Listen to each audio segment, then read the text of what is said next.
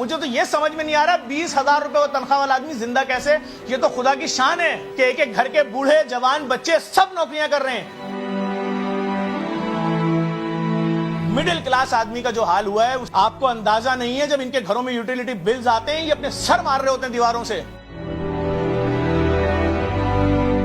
अगर उसकी वालदा अस्पताल में दाखिल हो गई तो खैराती इदारों के बाहर खड़ा रहेगा मुंह छुपा के कि मेरी मां की जिंदगी बचा लो।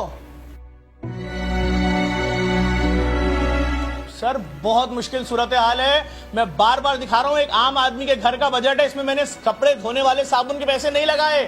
पूरे महीने गंदे कपड़े पहनने तुम्हें, क्योंकि तुम्हारे पास पैसे नहीं है। तुमने छोटे बच्चे को दूध नहीं देना लाकर, जो पैदा हुआ बच्चा है। कोई पैम्पर वैम्पर नहीं आएगा, ये अमीरों के शौक हैं। उसके बाद भी बिल पूरा नहीं हो रहा है।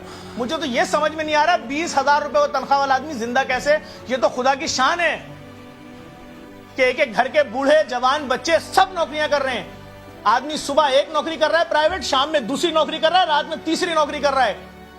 वो कह रहा है मुझे नहीं मालूम मैं अपनी बहन को कैसे रुखसत करूंगा। मां ने सारा पैसा मेरी तालीम पे लगा दिया था।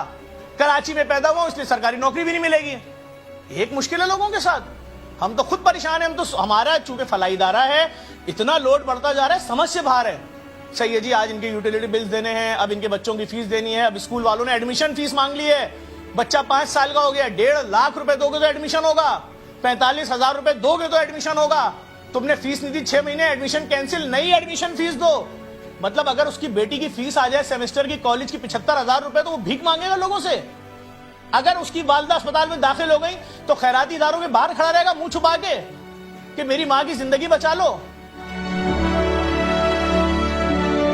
15 तारीख के बाद ना बेटा बाप से पैसे मांगता है, ना बेटी बाप से मांगती है कि अब्बू तमाम बच्चे क्लास में खाने के पैसे लेकर आते हैं, 20 रुपए हमें भी दे दें। ना बेटी किराया मांगती है कि अब्बू मैं 3 किलोमीटर पैदल चली जाऊंगी, वापस आ जाऊंगी पैदल कॉलेज से। पता है बाप की जेब में कुछ नहीं है। रात में सुन चुके हैं माँ बाप की बातें, वो सोए नहीं थे कि क्या बात कर रही है मां के। एक पैसा नहीं है। वो कह रहे जैसे तैसे गुजारा करो, 15 दिन ही तो रह गए खाली। बात ये हालात अच्छे नहीं है और जिनकी समझ में नहीं आ रहा उन्हीं के लिए तो शीटें बनाई है कि 10 बार देख लो भाई, इसमें झूठ कुछ है ही नहीं। हमने लिखा ही नहीं इसके अंदर पिज्जा, हमने इसमें लिखा ही नहीं जिंगर, हमने बर्गर, हमने इसके अंदर फास्ट फूड, हमने इसके अंदर मंदी, कुछ नहीं लिखा।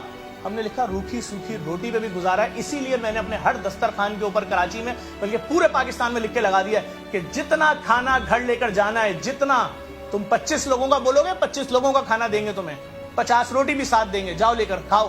भाई लोग भूखे मर जाएंगे। ये हो क्या